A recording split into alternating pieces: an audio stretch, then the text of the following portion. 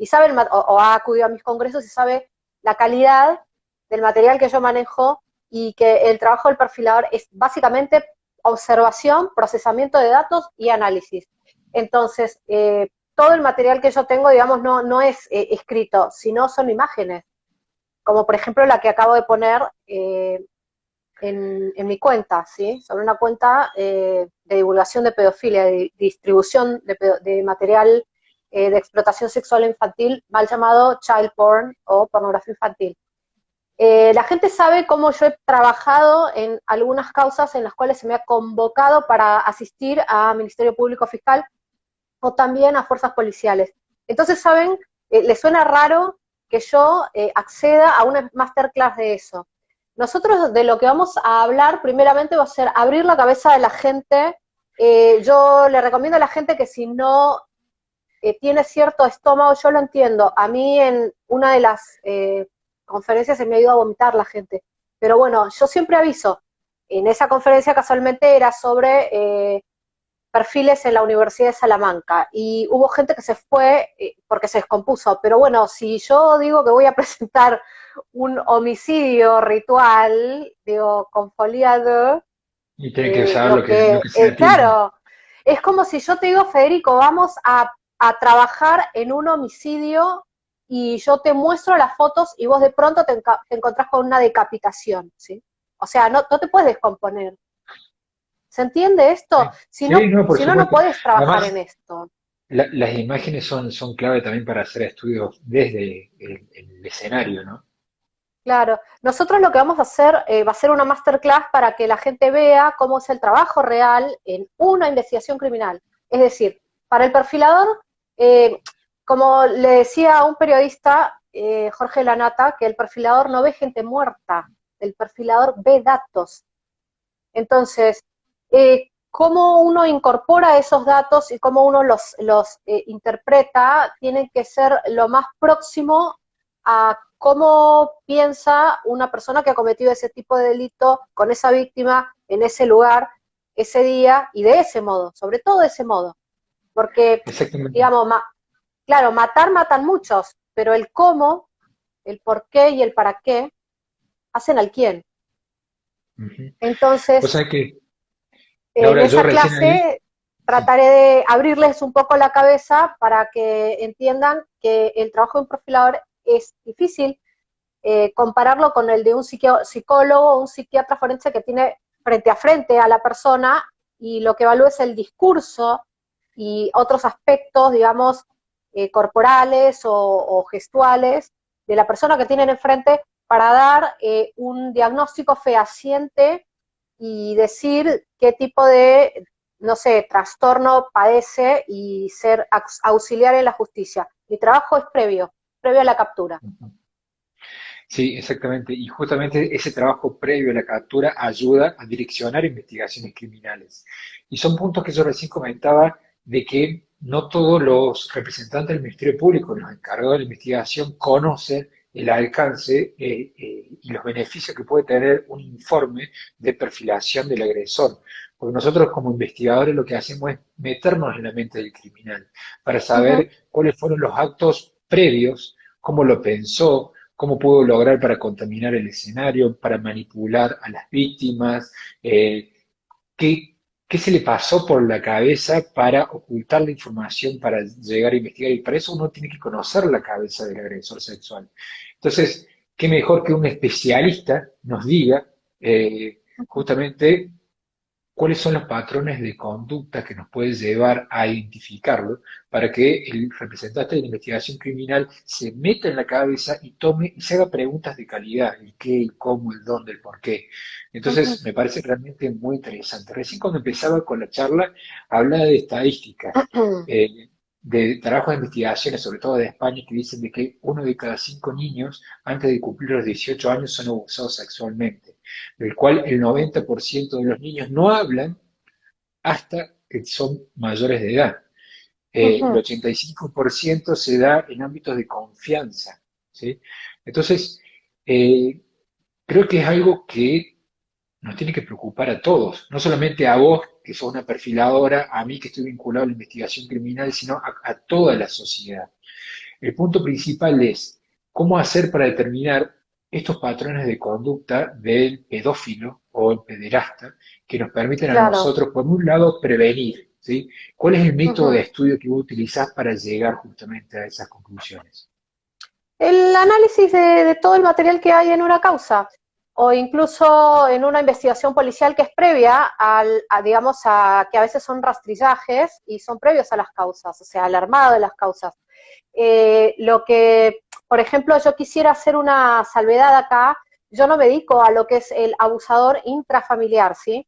Yo me dedico Sí, a sí. aquel que ataca sexualmente a un niño y no sabemos quién es. O sea, no tiene nombre. Es decir, yo analizo la conducta, todo ese material, todas esas verbalizaciones, la calidad y la cantidad de lesiones que dejan en los menores, eh, con qué herramientas tecnológicas muchas veces se basan, o sea, con cuáles se ayudan a modo de modus operandi para poder distribuir, producir y, bueno, incluso intercambiar, ¿no? Material de explotación sexual infantil.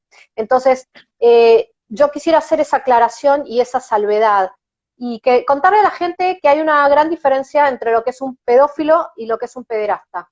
Es decir, si viene un especialista y te dice las dos cosas como si fueran sinónimos, cuando te habla del perfil del pederasta o del pedófilo, no, realmente yo creo que le falta leer un poco. El pedófilo es un sujeto que siente atracción sexual por menores, ¿sí? Entre los 13 y 15 años se denomina hebefilia. Son sujetos que, por ejemplo, utilizan ese material para masturbarse, para excitarse, ¿sí? Para distribuir, lo intercambian. Antes, por ejemplo, cuando yo empecé a familiarizarme con todo el tema, en el 2009, todo lo que era cibercrimen, que uno de mis primeros contactos fue con Raúl Chiesa, un hacker italiano que nos hicimos amigos y pude colaborar con él en una traducción de, un, de una planilla que era para, digamos, llenar a nivel mundial con hackers, ¿no? O sea, para análisis de la conducta de los hackers. En aquella época yo ingreso a lo que es todo lo que es el ambiente tecnológico y tomo contacto con hackers éticos, obviamente, con gente de todo tipo, con abogados, con desarrolladores, y me sorprendo cuando me cuentan que había algo que se llamaba grooming, que todavía creo que ni estaba la ley. Ujú. Y estaban a través de Facebook, contactaban menores, ¿sí? Se hacían, digamos, falsos perfiles cuando iban en Facebook y colocaban me gusta en grupos, por ejemplo, de música, de películas, de series de televisión, que eran afines con chicos adolescentes por ejemplo, entre 10, 12, 13 años, las herramientas espontáneas de Facebook hacían que este perfil que soy un pedófilo, me he inventado y que adhiero a estos grupos, me sugiera como contacto con otros, con pibes de esa edad, que compartían los mismos gustos. Entonces ahí uno iba teniendo, ¿cómo se dice?, contacto con menores simulando ser un menor más. Cuando se entraba en confianza, le enviaban a los menores fotografías que eran sacadas de la Deep Web o de foros de pedofilia y le decían, este soy yo, mandame una foto vos. Entonces el menor mandaba una del calzoncillo, tocándose, bajándose el calzoncillo, del hermano bañándose, del hermanito en calzoncillos. Ese material significaba para el pedófilo en línea, material, digamos, de pornografía infantil casera que era llevado a una especie de lo que se llama el pedophile ring o círculo de pedofilia, donde se realizaban intercambios. ¿Se comprende esto?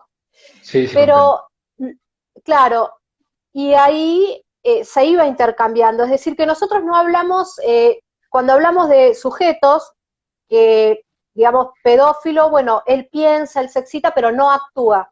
Sí, pero tiene la capacidad de engaño, de mimetizarse con los menores y de poder hacer esto, incluso a veces bajo amenaza a los menores, Yo diciéndole me yo imagino tengo tus claves. que ¿Mm? eso lo van perfeccionando con el tiempo, ¿no? Porque ese modus operandi, y ya lo hemos visto en varias charlas, y estuvimos la otra vez con Emiliano Zárate, Ujú. charlando sobre la temática, pero realmente es como un modo operandi que se va repitiendo, ¿no? ¿Cómo hace? ¿Lo van aprendiendo con tiempo? Exacto, ¿Lo van mejorando? ¿Se claro. comentan entre ellos? Porque es Sí, como por supuesto. Yo le reiterativo. voy a, el día que nosotros hablemos, yo les voy a contar la historia, les voy a adelantar algo. A fines de los 70, o sea, esto del intercambio de tips, ¿sí? Para abusar menores no es nuevo. A fines de los años 70 y principios de los 80, hubo un grupo en Inglaterra que lo que hacía era pregonar y decir que ellos luchaban por los derechos de Mm, los menores, ¿sí? Y se hacían llamar un grupo que amaba a los niños y que luchaba por los derechos de los niños. Este sí. grupo se adhiere a otras minorías, como por ejemplo el grupo de homosexuales, las minorías homosexuales, las minorías feministas, con el verso de que ellos luchaban por los derechos de los menores. Estas minorías, en algunas asociaciones, ONG, etcétera, adhieren con ellos pensando que se trataba de derechos de los menores. Ujú. Qué sorpresa que empiezan a repartir, digamos, vía correo postal, tips, fotografías y modos de cómo seducir a menores, historias, cuentos de relaciones sexuales con menores. Y ahí salta que lo que ellos buscaban era que los menores tuviesen derecho a partir de los 5 años para elegir con quién tener relaciones sexuales, imagínate. Es decir, lo que pregonaban, lo que pedían, lo que querían y lo que buscaban en consenso, digamos, con otras minorías, era que los menores tuviesen un sí jurídico a partir de los 5 años. Imagínate. Obviamente, estas otras minorías, digamos, la minorías de grupos homosexuales, de grupos feministas, lo sacaron rajando. ¿Se entiende esto? Sí. Entonces, no es nuevo el intercambio Sí. Yo no de me acuerdo en qué país yo había pedofilia. leído una vez que habían llegado hasta el Congreso, o sea, habían tenido hasta, Holanda, Holanda, el sí, grupo en Holanda, Martigin, lo habían el grupo discutido hasta para que Martigin, sea sí. ley, ¿no? O sea, llegaron hasta esa instancia. En Estados Unidos también hay manifestaciones abiertas sobre la temática que hablan del derecho de que tiene el niño a elegir y que dice que tienen estudios científicos de que los niños en determinada edad, no sé a partir de qué edad, no va a tener una perturbación psíquica estar con mayores. Y entonces Claro, discuten y lo pelean lo ponen en consideración, ¿no? Y qué duro y qué exactamente. difícil ver eso Son como grupos ellos van como, avanzando. claro, son grupos, perdón, estoy tomando mate, son grupos Disfrutarlo como tranquilo. por ejemplo, como NAMBLA, ¿sí? En los Estados Unidos, hay un montón de grupos, una infinidad de grupos. E incluso hay como especies de festivales en Brasil también. Y Sí. si no me equivoco es en Brasil. Nosotros recientemente, cuando dictamos un foro de discusión de abuso sexual que fue realmente muy movilizante porque llegó a muchas personas, de hecho Ujú. tuvimos en vivo hasta 5.000 personas conectadas, lo que hicimos fue dar la posibilidad a a aquellas víctimas que habían sido víctimas de niños de abuso sexual, de Mm. contactarse con psicólogos que se ofrecían a dar sus servicios de manera gratuita. ¿Saben cuántas víctimas nos contactaron? 158 víctimas. O sea, imagínate lo que es eso, ¿no? Sí. Y que se contactaron con psicólogos. Y también nos escribieron y me mandaron a mí una página, un grupo cerrado de Facebook de esta institución o movimiento que se llama MAP. No sé si lo escuchaste alguna vez. Sí, sí, sí. Creo, no sé si es americano o australiano, no Ajá. recuerdo bien. Y eso me impactó, porque, claro, lleno de fotos de niños, no estaban desnudos, estaban niñas desfilando, Por o en ropa supuesto. interior y cosas así, Sí. pero cuidadas, fotografías cuidadas. Y vos decís, Ujú. qué perturbador, porque eso está llevando también a que uno trate de naturalizar algo así. Antes estaba el grupo Castillo Azul, vos tenías otro, hoy en día creo que hay otro en el que no voy a dar el nombre, pero está activo, donde vos ingresás y lo que hay son fotografías de niños en situaciones cotidianas, en una plaza, comiendo un chupetín, y los comentarios son lascivos. Hace unos años había un blog conocido que me parece que se llama Comicality, que él colocaba, digamos, una vez por semana un cuento, un sueño, un sueño húmedo con un menor, imagínate. Y los comentarios eran lascivos, ¿no? El resto de las personas comentaba cómo terminaba el sueño. O sea, imagínate todo esto, distribución, todo esto que algunos llaman expresión, libre expresión, no es una cosa nueva, es una cuestión epidémica a esta altura del Exactamente. partido. Vos fíjate que lo que acabas de comentar, el tema de la fotografía en una plaza, nosotros que tuvimos recientemente con Daniela Dupuy, escuchando su exposición sobre el pediatra ruso, que yo sé que vos también Ajá, opinaste, te vi en una nota periodística hablando sobre la temática, sí, sí. eh, resulta de que ella mostraba fotos en el cual ruso le sacaba fotos en la playa, por ejemplo, a una niña que se estaba cambiando, ¿sí? Y sacaba Mm. fotos en plazas y eso lo utilizaba para distribuir. Entonces, ¿cómo se empieza desde lo más básico y realmente que al final de cuentas, qué menor no va a estar en riesgo si le están sacando ese tipo de fotos, ¿no? Claro, esas fotografías, por ejemplo, en situaciones cotidianas, a muchos les han servido para ablandar a los menores, para ablandar la inhibición de los menores. Entonces se la mandaban, como yo les estoy contando a ustedes, a través de Facebook, ¿sí? O a través de Messenger a los nenes y decían, mira, te mando esta foto. ¿Quién eran ellos? Y después cada vez iban por más. Entonces, es para ir desinhibiendo al chico, para que el nene vaya naturalizando, pensando que eso es algo común y corriente y que no tiene nada de malo. ¿Se entiende? Es decir, sacarle el pudor al menor. De eso se trata. Es Exactamente. una, claro, y muchos de los niños, a ver, hay un criterio acá de elección de no solo el pedófilo, sino también ya ir hacia el pederasta, ¿sí? Porque el pederasta puede ser, digamos, aquel sujeto que ya pasa, en realidad es el sujeto que ya pasa al acto, ¿sí? Es Sí, decir, que ataca eso, sexualmente a los menores. No sí. importa Es un que tema, vaya con seducción o algo. ¿M? es un tema que a mí me interesa también esto me interesa saber más, ¿sí? Porque como yo decía recién Ujú, inicialmente, es una de las disciplinas de investigación criminal que yo estoy más, que tengo menos experiencia en mi carrera ujú. como investigador judicial, pero me interesa muchísimo. Y uno de los puntos es, ¿cuándo es el límite del pedófilo que pasa a ser pederasta? ¿Entendés? O los pedófilos no pasan ese límite.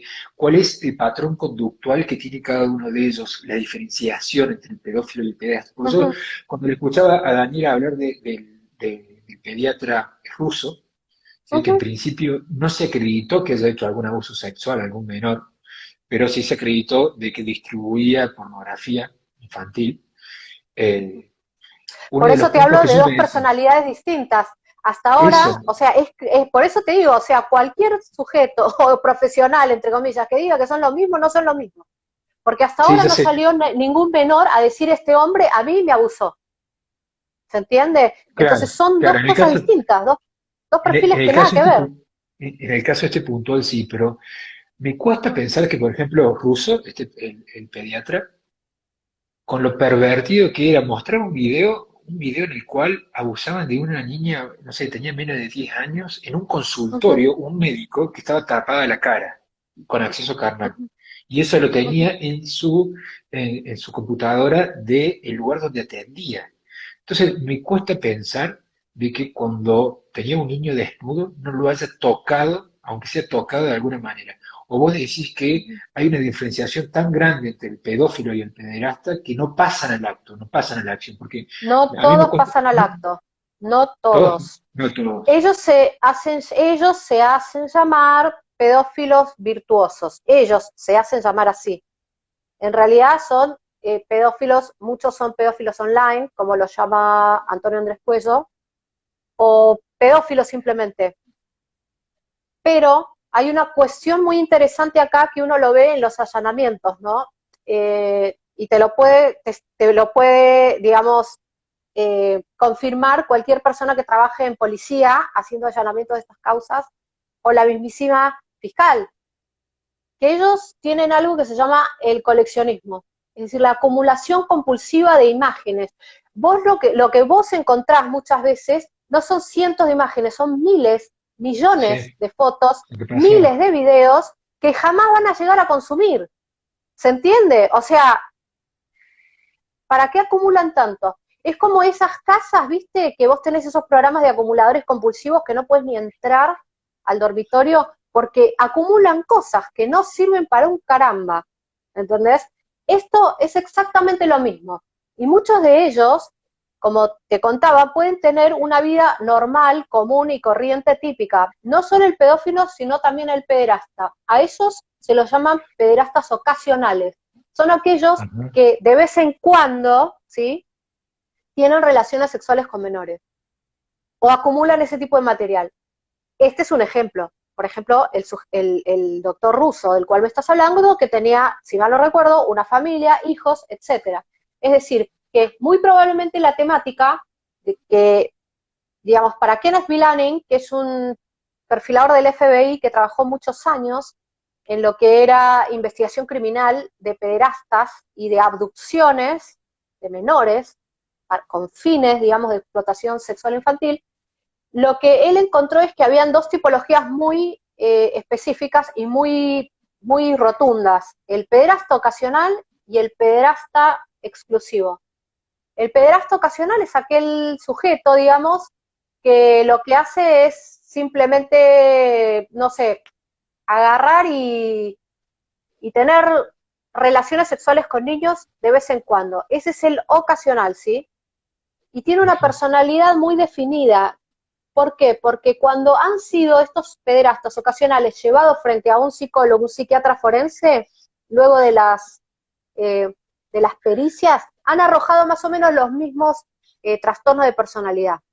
Es Eso me decir, que esto no interesa. es, ay, se me ocurrió, ¿sí? Vos acordate que nosotros en la técnica de perfilación criminal tenemos distintos, le quiero contar a la gente, tenemos distintas escuelas. Una es la del FBI, que por ejemplo después les voy a pedir que los que quieran tomar la clase, la masterclass, sí o sí, intenten por lo que más puedan leer esto. Yo después les voy a poner un link y les voy a decir qué páginas.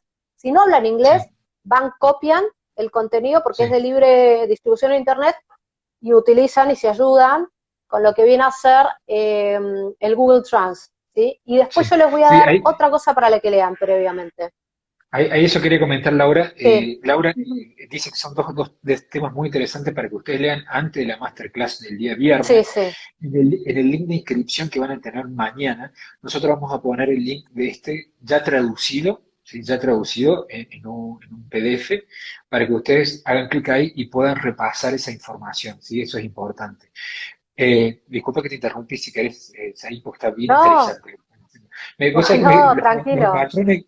patrones de conducta, esto que vos me estás diciendo, para mí es importante, muy importante para lo que es la investigación criminal. Si el fiscal, Ujú, ¿sí?, entiende cuáles son los distintos patrones de conducta de esto, el pedófilo, el pederasta ocasional y todo lo demás, yo ujú. creo que puede llevar y direccionar mucho mejor una investigación criminal cuando está direccionando un supuesto autor. A mí me parece muy importante ese conocimiento por parte del Sí. Ministerio Público. Fíjate que uno de los puntos, acá que estábamos discutiendo, y no quiero que se me pase, que ahí Emiliano comentaba, ¿hasta cuándo la pedofilia es o no es delito?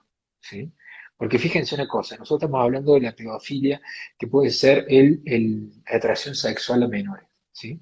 Y Sí. estamos hablando que tenemos delitos como la pornografía infantil, que es tener, ¿sí?, y distribuir, por ejemplo, material de donde hay menores, donde hay pornografía, básicamente.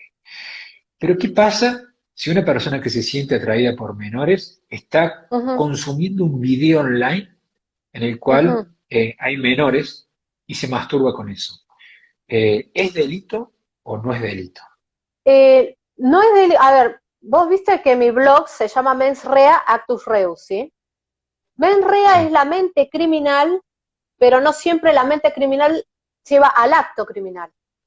Y esta específicamente es la cuestión de los pedófilos, salvo cuando producen a través del engaño o la amenaza material pornográfico infantil o material de explotación sexual infantil, ¿sí? O sea, quiero que quede claro esto.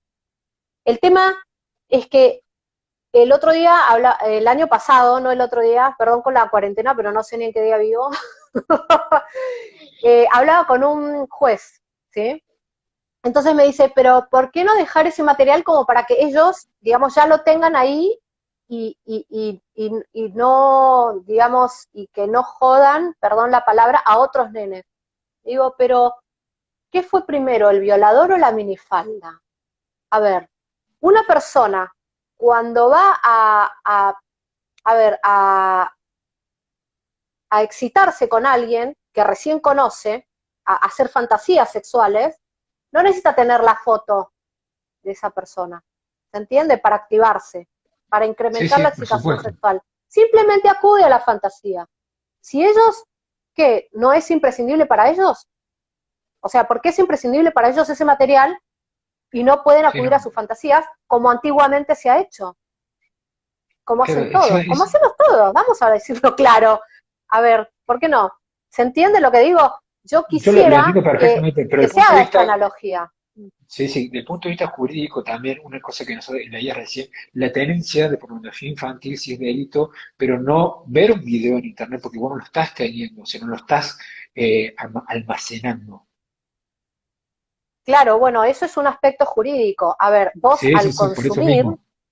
vos al consumir, estás dándole una manito a la gente que hace ese video, porque sin clientes no hay trata, digamos.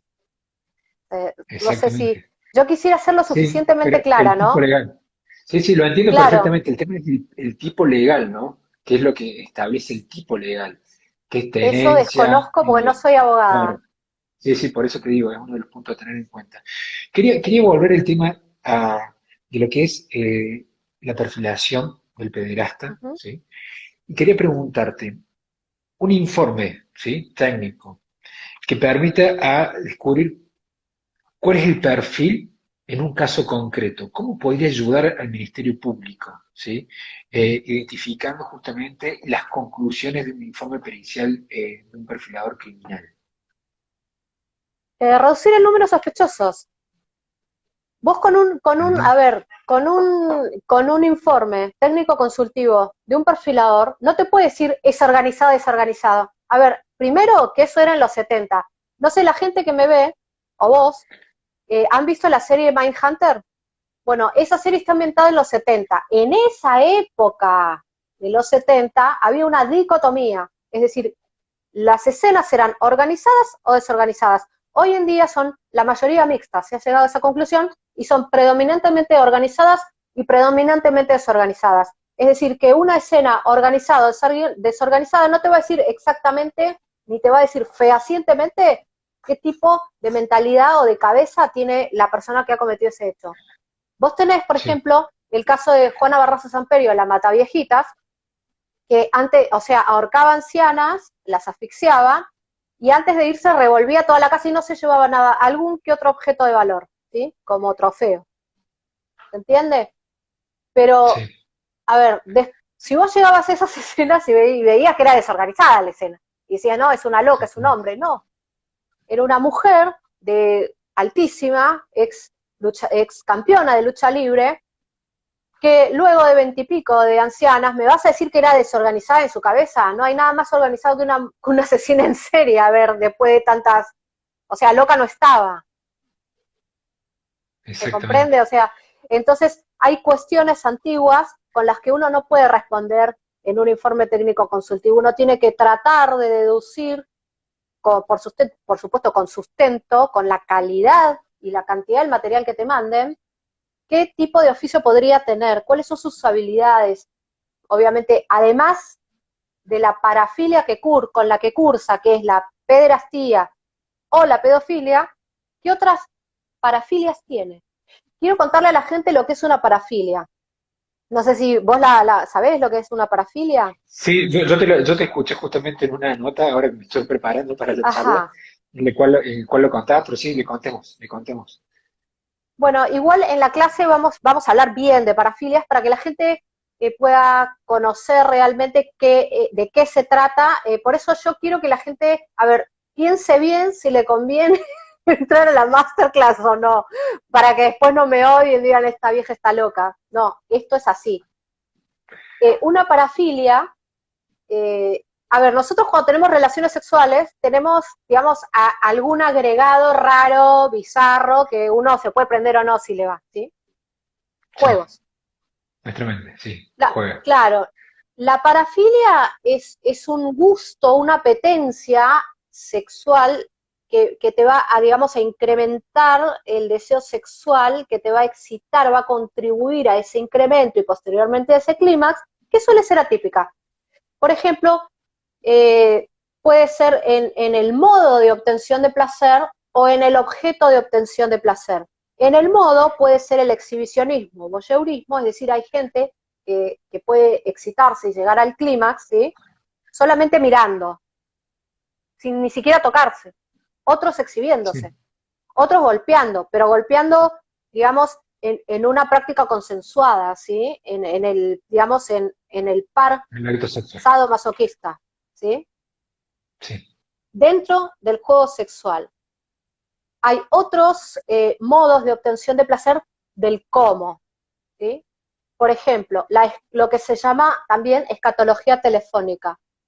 ¿Te acordás de la hotline sí, de los 90? Bueno, eso es sí. una parafilia también. Ujú. Entonces, eh, y hay otras más que después nosotros vamos a poder charlar en la masterclass. Después hay otras que están relacionadas al objeto de obtención de placer. Ese objeto de obtención de placer pueden ser colores, prendas, que si no están en la relación sexual no se puede llegar a la excitación ni tampoco al clímax. También pueden haber sujetos que solamente se excitan con niños, con animales, con heces, con orina, con muertos, disfrazándose de bebé, usando pañales, simulando balbuceando. ¿Se entiende? Eso, simular balbucear, usar pañales, usar ropa de bebé, es una sublimación también. No sé si es claro lo que estoy comentando. Sí, sí, sí, sí, sí, pero estás hablando de muchos conceptos que están vinculados también a la parte legal, o sea, muchos como diciendo no es ningún delito hacerlo, pero es es un tipo, una visión, ¿no? Y Ujú. eso sí es interesante tenerlo en cuenta. Te quería consultar, Laura, con el tema, hablando de esto del pedófilo, el pederasta, y también la prevención un poco. ¿Cuáles son los símbolos? Yo sé que vos has hablado bastante sobre eso, los símbolos que utilizan ellos, que a todo el mundo le interesa y todo el mundo necesitaría también Sí. tenerlo en claro por una cuestión de prevención. Mira, los símbolos los pueden googlear, ponen pedophile ring, symbols, ¿sí? O sea, están en internet. La Sí, cuestión con los símbolos es que los símbolos, a ver, es como que yo me quedé gritando el último gol de Kempes, ¿entendés? No estamos ante gente, digamos, tonta, estamos ante gente que está organizada, eso también. ante Después voy a ir a hermandades, ese ante tema. círculos. Y esos signos ya no se usan prácticamente. Ahora hay otros modos de Ajá. reconocimiento. Sí, pero también los símbolos están vinculados a lo que es algunas frases, algunas palabras, ¿no? Además del símbolo en Claro. sí. Por ejemplo, Eh, vos tenés esa que van a ver en mi Facebook, en mi cuenta de Instagram, ese posteo que yo acabo de subir hace una hora, 2 horas, donde vas a ver el nombre de una cuenta, ¿sí? Que usa la palabra K-I-L-L. K-I-L-L es kill, que en inglés significa matar o asesinar, ¿sí? Pero en el ámbito, digamos, dentro de lo que son los círculos de pedofilia, kill significa kids in lolilove, ¿sí? Niños o chiquitos en amor infantil. Ujú. Y eso Entonces, es hoy una, en día, claro, hoy en día ya no se identifican con siglas, con nombres, con palabras claves, con colores, no sé, con dibujos. ¿Mm? exactamente, pero eso va cambiando y yo creo que también hay que ir actualizando, sé cómo detectarlos, ¿no? Claro, por supuesto, sí, sí, sí. Eso sirve como para uno, a ver, a veces mis alumnos saben que yo pongo muestras de rastrillajes que no están en Internet profunda, porque la gente cree que ese material está en Internet profunda. No, no, no. Ese material está en Internet superficial, ¿sí? Sí, que lo puede O ver sea, cualquiera. claro, lo puede ver cualquiera y puede acceder cualquiera. Hay cuentas en YouTube que usan una palabra clave. Si querés ver más, si ponen no sé, te digo, un video lindo que está de moda, ¿sí? Entonces, vos vas a ese usuario y dice, uy, mira qué bueno. Entonces te pone debajo, si querés ver un material de la palabra clave que se usa para hablar de filmaciones, material eh, Mm. de abuso, no de abuso, de explotación sexual infantil. Vamos a llamar las cosas por su nombre. ¿Por qué explotación? Porque ellos obtienen un lucro con eso. Entonces, Exactamente. claro, entonces vas a este link, van a ese link y vas directamente a un grupo de Telegram o a un grupo o a una página, ¿sí?, indexada, andas a ver. Entonces, es así como se va uno enganchando y va accediendo a ese tipo de material. No, a ver, preguntarle a la gente que está conectada cuánta gente sin querer apareció de pronto en un grupo de Telegram por cliquear algo que pensó que se trataba de una palabra común y corriente. Y no era Claro. una palabra común y corriente, a ver, para ellos, para ciertos grupos. Exactamente. Y qué interesante también es identificar estos patrones de conducta que hacen que ellos se vayan aunando, ¿no? Porque al final de cuentas son como gente, como decía, son organizados, ¿sí?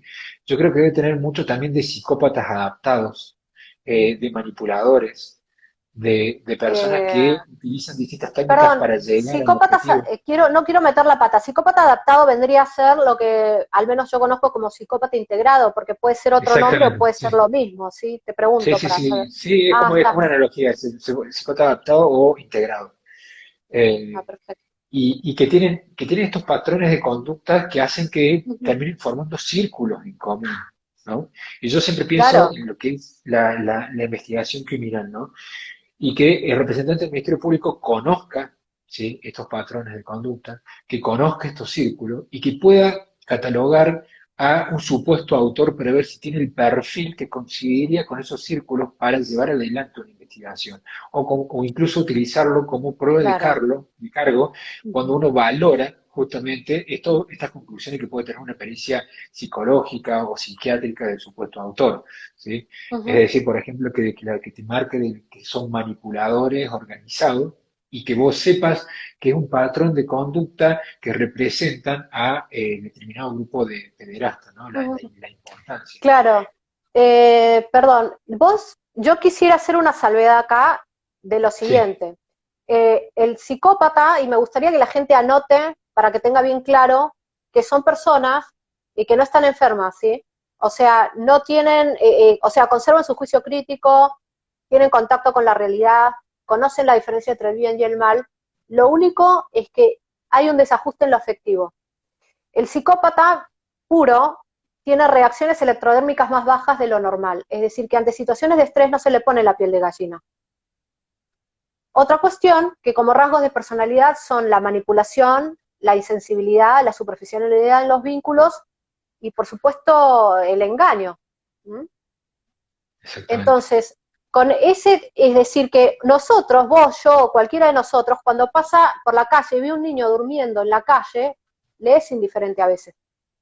¿Se entiende? O sea, todos tenemos ese tipo de rasgo psicopático, de indiferencia ante el dolor ajeno.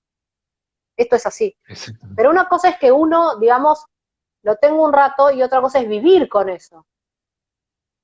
O sea, que eso se cronifique. Claro. El psicópata tiene, digamos, una cuestión anatómica comprobada, pero esta cuestión anatómica cerebral comprobada a veces puede desarrollarse en conductas y a veces no. Y es lo que llamamos en criminología los factores, digamos, sociales o de protección que pueden llegar a impedir que estas conductas florezcan, se desarrollen, evolucionen, ¿sí? Ujú. Entonces, lo que quisiera es que quede muy claro qué es un psicópata y qué no es un psicópata, para que la gente pueda, digamos, aprovechar más lo que nosotros estamos hablando, y contarles que, bueno, los psicópatas no siempre son inteligentes, pueden tener una inteligencia de mediana a más alta, pero lo que sí son hábiles. son astutos, son zorros, ¿sí? ¿Los Y pederastas son psicópatas? no todos, no, Ajá. eso es un delirio, eso está mal decirlo. Ah, Te lo mira digo vos. No, así directamente, no es así. ah, mira qué interesante lo que estás diciendo, porque si alguien me preguntaba a mí, yo de mi ignorancia hubiera dicho que sí, que tenían un perfil de psicópatas integrados, pero vos decís que no Algunos, varían. no, algunos pederastas ocasionales sí, son psicópatas Ocasionales. integrados, algunos, Ajá. no todos. Tenés varios, digamos, trastornos de personalidad ahí que pueden andar cursando. En cambio, los pederastas, digamos, exclusivos, es muy, muy bajo el índice de psicopatía ahí adentro. Y el pederasta o el psicópata no siempre tiene un carisma, así, no siempre es un Charles Manson, por decirlo así, no siempre es un Bernard Madoff, no siempre es un, no sé, Jim Jones. A veces son mosquitas muertas. Y Ajá. perdón, el psicópata lo que suele hacer es mimetizarse con el medio, parecer uno más de nosotros. Imita reacciones afectivas, imita gestos afectivos, emociones que no tiene, falsifica. Ajá. Es decir, es como Falsifica. si yo te pusiera, claro, es como si yo te pusiera enfrente, ¿sí? Un cuadro de Cézanne y al lado, no, no me quiero ir más, no me quiero ir a la miércoles. Es como si yo te presentara un durazno acá, a través de la cámara, un durazno de verdad y uno de Sí, mentira, y te dijera cuál, a través de la cámara, y te dijera cuál de los dos es real. Vos no sabrías bien sí, la diferencia, porque uno es la imitación y otro es la realidad. sí. Bueno, en relación a lo que vos decís, no sé si viste la serie de Netflix Asquerosamente Rico, de Jeffrey Einstein, creo que es. Ah, Una Jeffrey serie Epstein, sí. sí, bueno, que lo condenaron hace poquito, que abusaba de niños, de niñas en realidad, y que bueno, que tenía un perfil completamente encantador, un manipulador, Claro, que se metía en la cabeza de las niñas, que muchas estaban enamoradas de él, que decían que se iban a casar, que lo naturalizaban, que reclutaban, lograba el tipo que reclutaran a otras niñas, por supuesto a cambio de dinero, pero llamaba mucho la atención cómo la psicopateaba, ¿no? Cómo esos realmente decían, salían horrorizadas de lo que había pasado ese abuso sexual, pero ¿sí? volvían, pasaban años y seguían con las mismas actividades. Entonces, qué Claro, increíble. O sea, sí, pero vos imaginate acá lo interesante de esto que vamos a analizar. Para la gente es un horror lo que digo, eh, no sé, para las víctimas también, pero desde mi punto de vista, digamos, de perfilador, es interesante que él no actuó solo, que acá la pantalla era una mujer, linda, sí, joven, rica, fina, educada, elegante, que actuó eso le con ayudó él. mucho. Sí, Y eso eso, le ¿sabes ayudó a qué me mucho hizo porque daba acordar? confianza. Sí, claro, eso sabes a qué me hizo acordar a Carla Homolka y a Paul Bernardo de Canadá. Él era un delincuente sexual que luego pasó a matar, ¿sí? Y ella era la que le llevaba, le conseguía chicas, eran novios, eran parejas, se llegaron a casar y él era estudiante de contabilidad y llegó, si mal no recuerdo, a ser un contador y ya parecían Kenny Barbie, decían Kenny Barbie. Entonces, no es que actuó solo, lo mismo David Parker Ray, que tenía una caja de juguetes en los Estados Unidos, que era una especie de container chico, donde él llevaba víctimas lo único que había comprado allí era una silla ginecológica donde ponía mujeres para torturarlas. El resto de digamos, de los elementos de tortura, de los cuchillos, todo el resto de las tijeras, todo el resto látigos, todo era casero, todo era artesanal. Pero Ajá, nada de esto hubiese sido posible sin la complicidad de la esposa. claro. Sí, pero se me vino a la mente, Jeffrey, cuando vos mostraste esto de los dos duraznos, ¿no? De la imagen que aparenta y, bueno, él daba una imagen social estaba vinculada con Clinton, estaba vinculada con actores y con gente de la política muy famosa, y cómo Ujú. daba la visión de empresario y, bueno, y de esas dos caras que tienen, ¿no? Entonces, a mí lo que más me interesa de todo esto es los patrones de conducta que los unifican, que te dan un perfil similar, que te permite direccionar investigaciones criminales. Entonces, por eso me interesa muchísimo tu propuesta y tu exposición. Me interesa, estoy muerto de ganas de ver esa clase el día viernes, el día viernes Bueno, próximo. Imagínate la expectativa que creamos ahora, que hay 352 personas que están conectadas en este momento, y creo que va a ser interesante. Vos primero lo y habías que espero planteado que sueñen con los angelitos, porque después pensemos, van a tener igual pesadillas. yo, claro, igual pensá que en nosotros estamos hoy y es gente interesada, pero también es gente que no sabemos quién es. Ah, sí. O Ese sea, es vos el estás tema diciendo también. que alguno de todas estas personas puede llegar a ser un pedófilo o un pederasta. Y sí, y bueno, va a estar de acuerdo en No todo está lo que digo, entendiendo. ¿no? Porque, digo, Van a estar haciendo así con la este, cabeza, y sí, va a exactamente así decir son. esta sí, sí, No es tan loca, entonces van a decir como decía vos recién. no, Porque, pero sí es verdad que están metidos en todos lados, porque las estadísticas, esto que digo, si uno de cada 5 niños son abusados, nosotros estamos hablando de que es algo muy generalizado y que estamos hablando que son estructurados, organizados, manipuladores, lo sí. más La probable es que se mayoría sí, investiguen, ¿no? Es la que se mayoría sí. investiguen, que se investiguen también cómo las técnicas de investigación hacia ellos, de casos similares, probablemente con esto del pediatra ruso, seguramente había alguno metido entre toda esta gente. Y, Yo no y creo que bueno, actuara solo, es más, fíjate que hubo un caso, Gallón Castrillón, de Colombia, año 2010, si mal no recuerdo, un pediatra colombiano que ah, fue detenido colombiano. volviendo de, claro, ese Ah, era un sí. Yo pederasta, te escuché en un canal televisivo hablando de esa persona, así que claro, bueno, les va a interesar seguramente. Contá de esta cosa. Guillermo Gallón Castrillón se llamaba. Y fue capturado cuando volvía, si mal no recuerdo, de la India a hacer turismo sexual infantil. Ese era un pederasta exclusivo. Como dice Kenneth Belaning, ¿no? O sea, los pederastas y los pedófilos suelen ser sujetos eh, totalmente adaptados o integrados a la sociedad. O sea, por eso es tan difícil de detectarlos. O sea, es lo más difícil que hay para detectar. No es el que te presentó Hollywood, al cual te acostumbraste, Norman Bates con carita de loco, no, Bueno, para nada, para nosotros nada. escuchamos los comentarios de la gente del Garrahan, de ruso, que primero inicialmente todos salieron a defenderlo, porque decía, es imposible que él sea Sí, culpable.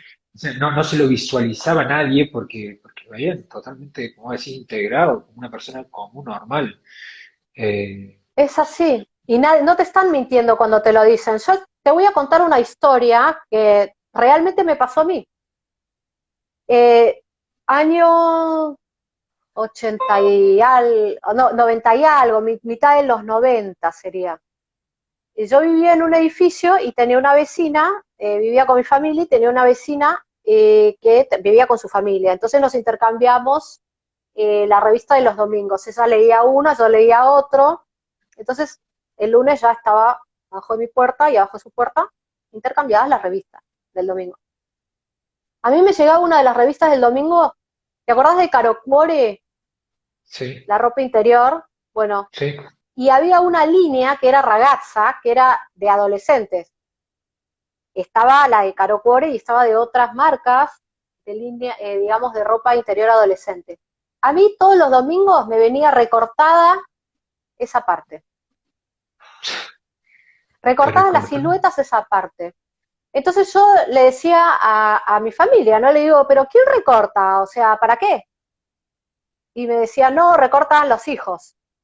Y yo me acuerdo que los hijos, uno era fan de, no sé, Claudia Schiffer, el otro de Cindy Crawford y el otro de otras mujeres que eran totalmente pulposas. Todas eran pulposas. Entonces yo le decía, no.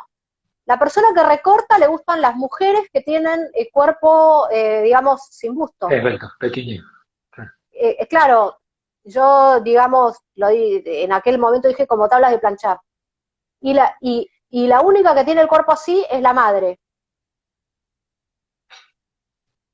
Estás loca, que estás diciendo, que no sé qué, y yo insistía, me viene recortada, me viene recortada, me viene recortada, bueno. Resulta que me mudo del edificio y 10 años después me aparece la vecina y me cuenta que encuentra al marido, lo sorprende abusando de dos sobrinas.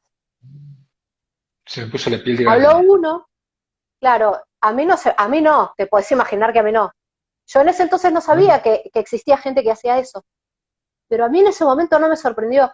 Y yo le dije, discúlpame, vos sabés que yo, y le cuento lo de la revista, y me la revista dice, Laura, me dice, cuando lo eché, que le tiré todo la miércoles, y el tipo estaba sacaba en los las cosas porque recortes. en un estado está esta mujer, o sea, te puedes imaginar lo que es para ella, y yo a esa persona la quería, la estimaba, amaba a esa familia yo. Y para mí él era lo más. Era una de las Increíble. personas más buenas, más bondadosas, más excelentes y más íntegras que yo había conocido en mi vida. Y le pregunto, porque a mí, te podés imaginar, y cualquiera de las personas que se dedique a la perfilación, le digo, discúlpame, ¿no habrás encontrado, no sé, una caja, le digo, con recortes? Porque yo quisiera. Y me dice, no, lo que yo encontré fue un cuaderno con recortes de esos que vos me estás diciendo, no solo de esas revistas que vos decís, sino de otras nenas, en ropa Wow. interior, en un cuaderno. Y le digo, por favor, dámelo. No, lo tiré.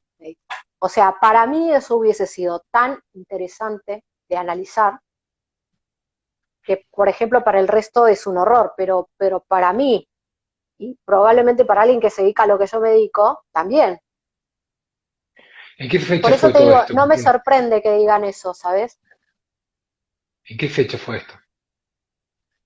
Eh, 96, Bueno, 97, 98. porque yo vuelvo a lo mismo. Este tipo de actividades o perversiones vienen desde la época de antaño y se fueron modificando la forma de que ellos consumen, distribuyen este tipo de hechos. Ahora con la Uh -huh, tecnología, a lo mejor ya no están los recortes, sino están carpetas ocultas, claro, o en las nubes exacto. para no Mm, tenerlo, pero cómo se van actualizando de acuerdo a ese punto. Y en relación a lo que vos me contás, ¿vos te acordás del violador serial de Córdoba, Saje? uh -huh, El violador serial que no sé, violó cerca de 100 personas, o sea, hubo 93 confirmadas, pero obviamente que fueron más de abusos uh -huh, sexuales, repitiendo el mismo modus operandi. Y hace poquito, el fiscal del caso, que fue uno de los fiscales que lo descubrió y que hizo que se termine suicidando, uh -huh. expuso el caso y me contactó por privado, por Instagram, una chica que decía, eh, yo era compañero de la hija de Sagen, ¿sí? Y yo iba a la casa de Sagen y era un amor de persona, un amor de padre, un dulce, un cariñoso, que nadie se podía imaginar que puede llegar a ser así. Y vos sabés que nosotros habíamos escuchado en la investigación, hablan de que, eh, fíjate que nosotros estamos ahí escuchando una de las asistentes que está diciendo de que Sagen atacó a su hermana, pero no llegó a violar. Fue Ujú. en Córdoba, fue terrible. Y nosotros veíamos que la esposa, ¿sí? Y los hijos decían que no podía llegar a ser él, que no creían, no se le pasaba por la cabeza, que nunca habían visualizado que podía llegar a ser él. Pero cuando leí lo que decía esta chica, yo dije, wow, qué increíble, realmente, ¿sí? Son lobos Ujú. escondidos en una piel de cordero, ¿no? Sí, yo lo único que observaba que decía o sea, en ponerle en una reunión familiar o cuando lo veía, él tenía una risa que parecía la de, ¿vieron cuando se reía en un dibujito animado Bugs Bunny? Que hacía esa, que hacía esa risa. Bueno, ese señor Sí, tenía esa risa. Y yo decía, pero ¿por qué parece un bebito? Le decía, o sea, ¿qué es esto? ¿Por qué se ríe así? ¿Por qué se ríe así? Y era una risa que tenía, o sea, no era que simulaba. Yo soy muy de Sí, hacer chistes, jodas. Entonces siempre se reía de eso o de las situaciones, siempre tenía esa sonrisa, ¿viste? Esa risa eh, pueril, no sé ni cómo llamarla, ¿viste? Muy infantil. sí. Después yo, Y, a medida que fui trabajando en casos o colaborando en causas, ¿sí? Este, me di cuenta de que esto es así, o sea, hay rasgos infantiles en estos sujetos que es lo que hace que conecten también con los niños. wow, eso que estás diciendo es bastante fuerte, te digo. Porque a la mayoría de las personas que entrevisto vinculadas a la temática, yo siempre le digo cómo hacer para identificarlos, cómo hacer para detectarlos. Y ahora vos decís rasgos infantiles, bueno, vos estás dando el ejemplo de la risa, pero pueden ser muchos, que pueden llegar a ser un tipo de Cualquiera. señal que vincule a este tema, ¿no? Qué Sin fuerte. desmerecer o sin dejar en un momento de sospecha a la gente que tiene rasgos, a ver, de inmadurez, ¿no? Que es otra cosa muy distinta. O sea, acá vemos, digamos, como te decía, el método inductivo, que es el estadístico del FBI, el que tiene Cater, después está el método Bueno, deductivo, que es más estaba recién específico. hablando, estabas Sí. hablando de las escuelas, yo te interrumpí, ¿sí? Y recién me estaban retando por el chat porque te había interrumpido. Así que si querés detallar esos métodos del FBI, lo que estabas contando. Sí, cómo no. Existen, digamos, dos escuelas muy grosas, muy grandes, que son la inductiva, que es la del FBI, que es la que ustedes van a, digamos, comenzar, entre comillas, o sea, hacer algo, ver algo y leer algo elemental, basado en evidencia estadística, ¿sí? Está la escuela del FBI, la estadística inductiva, está la escuela de Canter, que es la de la psicología investigativa, y hay otras escuelas también. Después está la escuela deductiva de Brent Turby. Uy, finaliza. Corto y Ah, seguimos. sí, dale, Corte y cortamos y seguimos. seguimos. Dale.